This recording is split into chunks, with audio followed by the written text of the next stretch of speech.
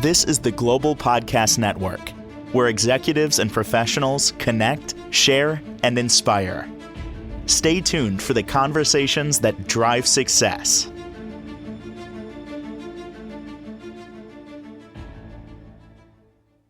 Welcome back, everybody. We love our pets. We love our animals. Today, we are going to show you the healing power of animals. And that starts with a wonderful sanctuary where there are almost 100 animals, if I have this correct. It's located in Nebraska, and it's going to be an eye-opener. You're going to love animals even more once we finish talking with her today. She is the woman behind Scattered Joy Acres. Joy Bartling joins us on the program. How are you doing today? I am doing well. We got some beautiful Nebraska weather today, so we're going to enjoy it. Ah, love it. What are we talking about? Beautiful weather. What's it like now? It's 70 degrees today. It's not too cold. It's not raining. We have lots of people that are out visiting and enjoying the beautiful weather we're actually supposed to have for the next week before it probably turns to, 90 degrees and humid. Wow. I'm in the New York Metro, and it is exactly 70 degrees and sunny. Yeah. Hmm. So Nebraska usually goes from winter to summer. There's usually no spring. So we're going to Wow. enjoy some spring. Do I have that right? Somewhere be like 88 different animals that you have at the sanctuary? That is correct. We have 88. I think, yeah, we're pretty close to that still. Probably about 30 different species that we have at our sanctuary. And not all of them are sanctuary animals. They are not all rescues. We do have the same license as any national zoo. So a lot of those exotics come in from either other zoos or breeders that breed for zoos. So people can have an experience with, let's go hang out with the sloth. Wow. So what came for a chicken or the egg? And I don't mean that as, whether you have chickens, I really mean it as, did it start with therapy? Then you started the sanctuary where somebody can just go visit the animals if they want, call it a zoo type setting, or was it the other way around? How did this all come about? So I was born and raised on a dairy farm, the oldest of four children by 7 years. And animals had always been very instrumental in my life.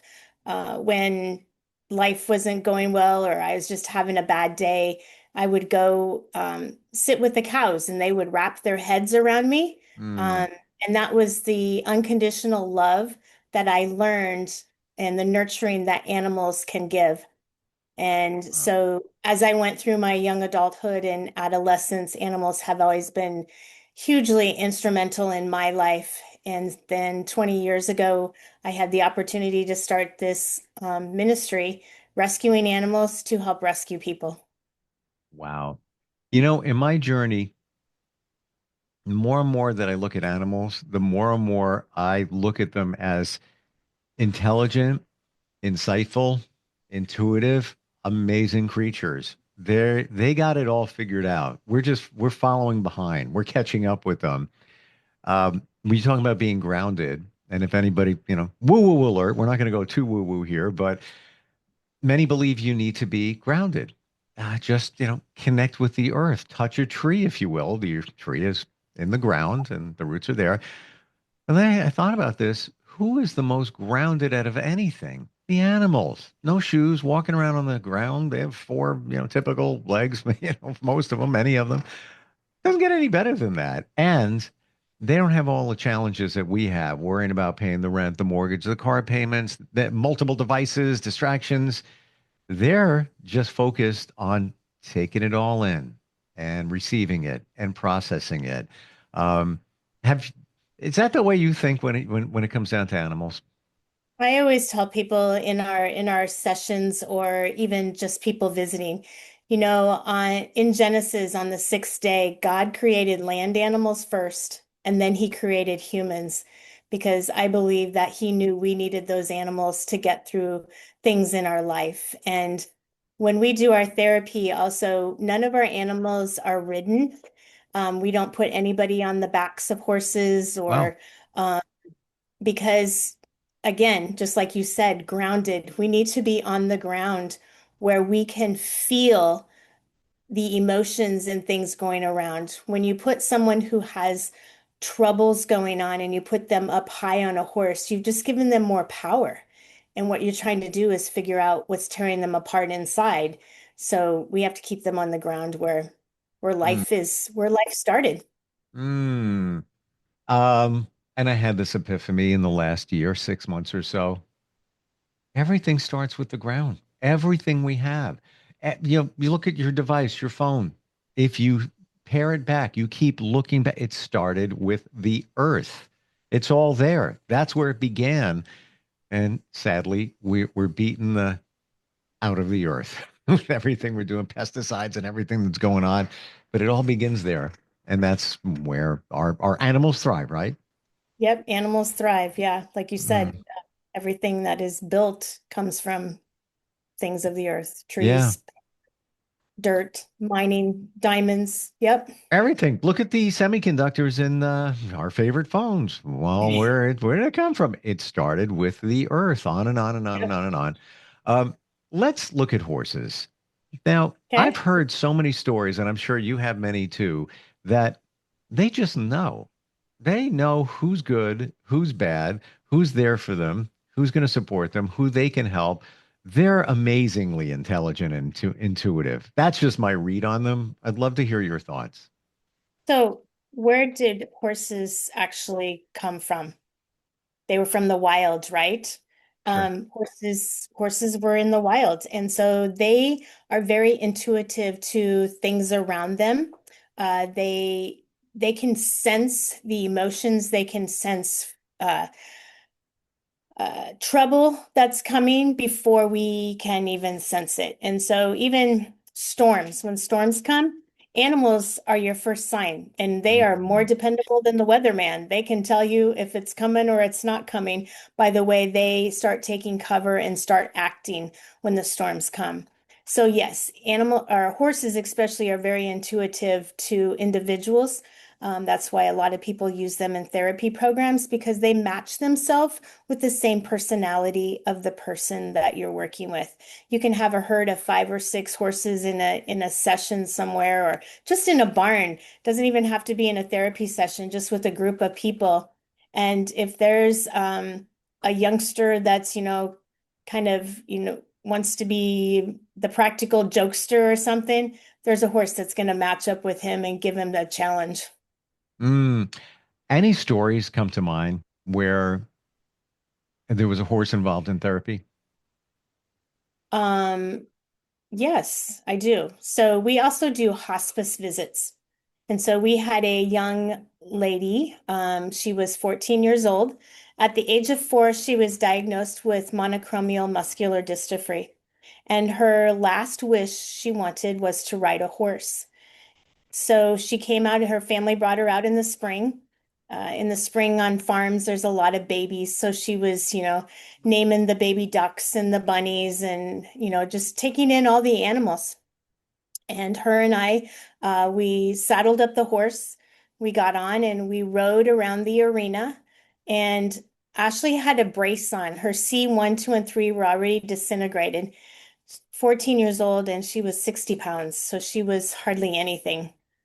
And she was sharing with me what a blessing her disease was, because while she was in and out of Children's Hospital, Mayo Clinic, and doctor's offices, she was sharing what Jesus was doing in her life while going through this challenge. And we rode and we talked, and then she was quiet for a while, and I thought she was just reflecting. And we came around the corner where her parents were standing, and they looked up on me, and Ashley died in my arms on her last wish riding a horse. And so it was very hard at first because I thought I took this young girl away from their family, but how awesome I got to usher her into heaven on her last wish of a horse. I got no words. And Like I'm like speechless. Like I just I didn't know the story was going there. But I'm going to tell you something. The moment you started talking about it, I was feeling emotion. And in the beginning, and I don't even know why. I'm like, what's going on? What? I sensed it coming, and I had no idea that that's what it was going to be. and that's a Wow. lot. When being with animals, we don't know what emotional feelings we're going to have, but they're true feelings that come out. And if we can allow ourselves to have those feelings, those animals are going to hold us accountable and they're going to love us through it because you know what? They don't judge. Unfortunately, humans and people judge, but Yep. animals don't. They just love you unconditionally no matter what. It's the ultimate in unconditional love. I mean, in fact, when people say, "Oh, I think my dog knows what I'm saying," my cat is they listening. They are, and they know.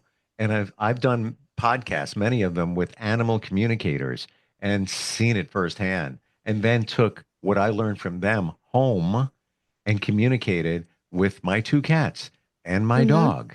And even figured out, we had little situations. Everybody's got them. Why is my dog doing this? What's going on with my cats over here? Blah, blah, blah.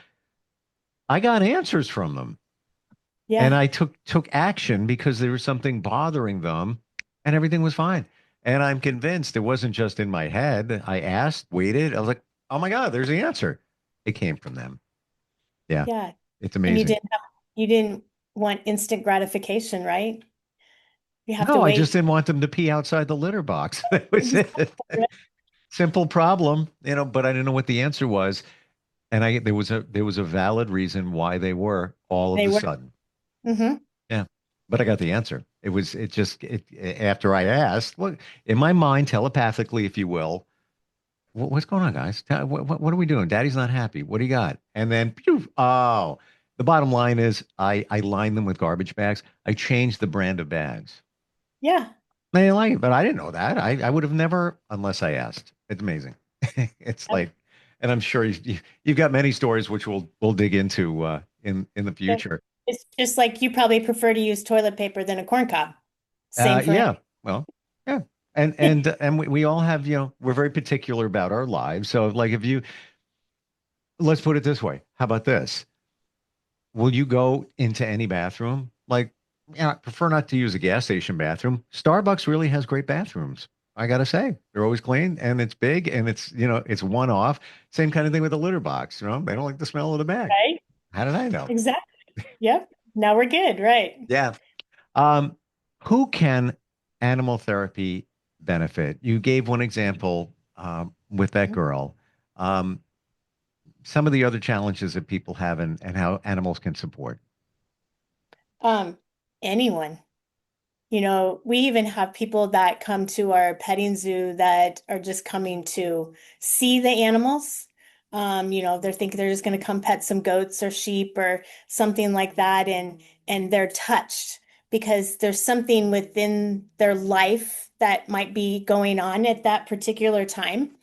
And I've had people come back to me, months or even years later and say, I just want you to know when I visited your ranch, I was in with the peacocks and I just didn't feel very beautiful. But when they fanned their feathers, they made me feel that I was okay.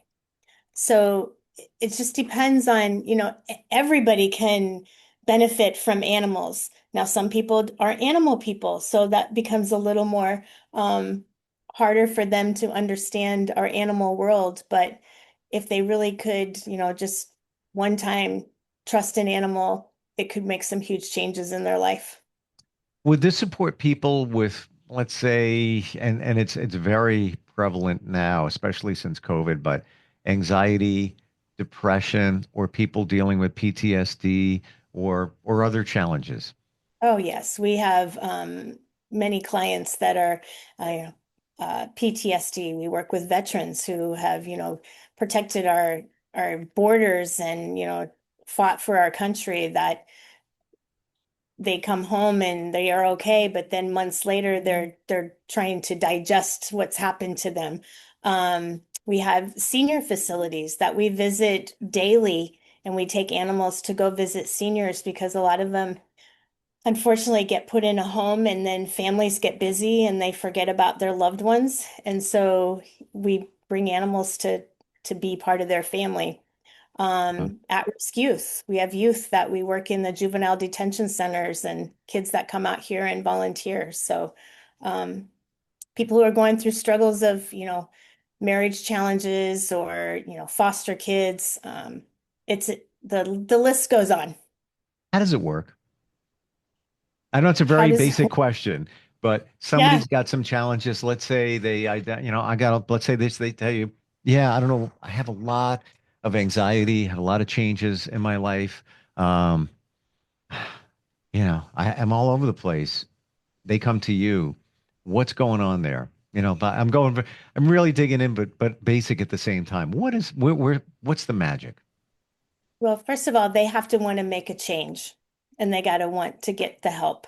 You can't, we've had individuals that have been court ordered, but they don't get a lot out of it because they're just trying to get their probation done or something like that. Hold, But if they hold want one to, moment. I want to court yeah, ordered to have therapy with animals. yes, I yep, we had get no idea that that was a thing. Wow. we get people that are court ordered to come and do animal assisted therapy. Yes. And so Mm. they don't want to change. They like the life, but they'll do the steps to get through so they can get done with their sentence or pretrial or whatever. But you got to want to make the change. And all we do is as therapists is we basically just hold the space for them. We make it safe for them with the animals and the people. So we have to make sure that the animals are safe from the individual because if somebody has anxiety, they may take it out. They may want to throw a puppy or hit the horse with the hula hoop or, the things that we use. And as well as we have to make it safe for the individual, the animals, sometimes they have good days, bad days, but they also feed off of that individual's feelings. And so that becomes a challenge sometimes to make it a safe environment, but it's always doable. Wow. And then the story unfolds basically for them. They start asking their own questions, why do I do this and why do I feel this way and how can I make life better? And we just help give them some tools to be able to do that. What have you witnessed? And again, we'll give an example. Just use anxiety. Somebody's challenged by that. They they go to your facility, your farm, and how is it? How is the animal chosen? You got 88. How do you make a decision who's going to help you, who, and what would be the best Right. for them and the animal? So I'm not going to put you if you have a fear of large animals, I'm definitely not going to put you in with our Brahma steer Moonshine, because he's a little big and a little fearful. So that doesn't help the anxiety, right? That just raises it higher. Sure. So we may start little. We may start little with, like the 27 puppies we just rescued a couple weeks ago that were left abandoned on the roadsides, where they can start building um that understanding and that animals are safe. And then we can work our way up. We never force anyone to go in with any animal unless they want to. We'll start small and then work our way up. Wow. Do all animals have the same ability to help somebody heal? Yes, all animals, I mean, even dolphins can help. There's people that do therapy with dolphins as well. Marine animals. Um, I know people like snakes. I'm not a snake person, so you won't see me doing any therapy with snakes, but some people like that. But yes, all animals. I do have a question though, when I get to heaven that I don't know if you have them there, but we have this bug, it's called a stink bug, and when you step on it, it really stinks. Do you have those? I'm Oh, and I know what they look like, and when I see them, I'm like, stop, right. freeze, don't move. Make sure I remove it without crushing it. I want it out of my house, but it's carefully done. Yes. Yeah, I want to know what their purpose was, but I know everything has a purpose. And that's, like we talked about before when we started, it comes from the ground. Everything evolves. Everything is here for a purpose. And so we just have to use it to its Mm. best. Yeah. And if we And don't know, there's people out there that can help us. Like you've got some advice about the cat litter box, there's people that know. everybody's got a story. We can learn from it. Stink bugs, I'm sure they have a story. I'm sure it's a defense mechanism. I don't get it. They're not the most attractive, appealing looking bugs. Ladybugs, I would imagine. They could smell, because they're actually kind of cute looking. Although I'm pretty sure that they do have an odor. Ladybugs have an odor if you crush them or Yeah. they just emit it. In other words, stay away from me. Um, Do Yep. you feel, Joy, that you've got this connection with animals? It's just telepathically, again, I mentioned animal communicators earlier, but do you feel that you are very much aligned with animals? I do because I've been doing this since I was, 2 years old. I was holding bottles, feeding baby calves, and they've just been very instrumental. Sometimes I like animals more than people, I'll tell you, I because gotcha. they I gotcha. they they just don't do silly things sometimes. But yes, and animals are just my go-to. I understand them. I can, as I try to teach my staff, reading body language of animals, and they're like, wow, how did you know that? I'm like, you just got to watch. It's the same thing with people. If somebody comes, running up on you, you're going to kind of back up, right? Well, animals have the same personalities and they do the same thing. You just got to watch their bodies, Mm. Call me their ears crazy, and their. but I'm sorry, you blipped for a second. I didn't mean to cut you off. It just Oh, you're okay. I split was second. done. Call me crazy, but all the animals I've ever owned have been loving, affectionate, and wonderful. And part of me, buried deep inside, thinks that there's a reason for that. Somehow I vibed with them.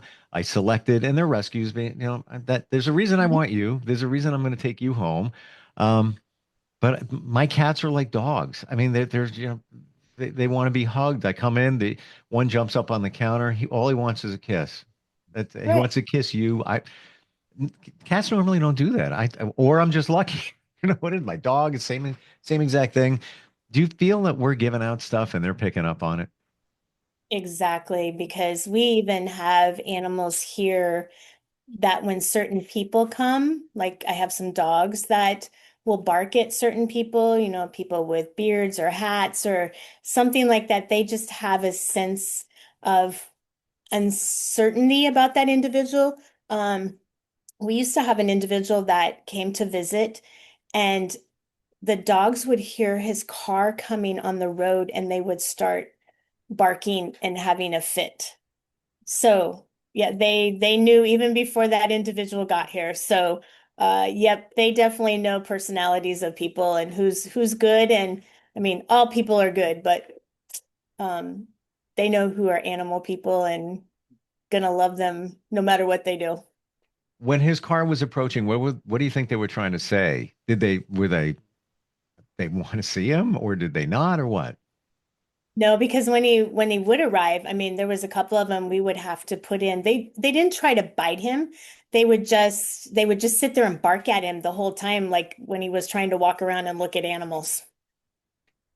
Did they feel potentially threatened? No, because the guy's never done anything to them. What do you think they were trying to say? Well, as we know some history about him later on, but he wasn't a legit individual. Um, there was some things that came up missing at our property in the middle of the night one night. So, and we had cameras that tagged his car on the street that he had came in. So they knew even before it happened that this individual was not a good person to be at the ranch. And that's part of Wow. safety, right? Dogs are here to protect us, right? So that's what they were doing. They were protecting. They're like, Mom, this gentleman's doesn't need to be here. That And wow. we come to find out while he was coming to visit, he was casing out the place to see what was Gee. what could be had. Yeah. Yeah. Wow. Wow. Like, so cool. I'm not surprised. It's in my journey, I'm seeing more and more of this. And I have such more of a love for animals, even the last few years. Just, once you really start taking some time, taking a moment and looking at what's going on there, it just opens your eyes, just like the stories that Yeah. you've shared. Um, Yeah. do you have any favorites? Are they all your babies and you can't name? There. Yeah, I have guests all the time that ask, "What's your favorite?" I said, I can't have a favorite. First of all, they're all my kids. Um, but if I had to choose one, I would probably say a cow because it goes back to my childhood, and cows were very instrumental in some changes I needed to make in my life. Gotcha. Yeah. Wonderful talking with you. I just checked. We're out of time. I didn't even realize it. I could just keep going. How do we find you and the farm, Joy?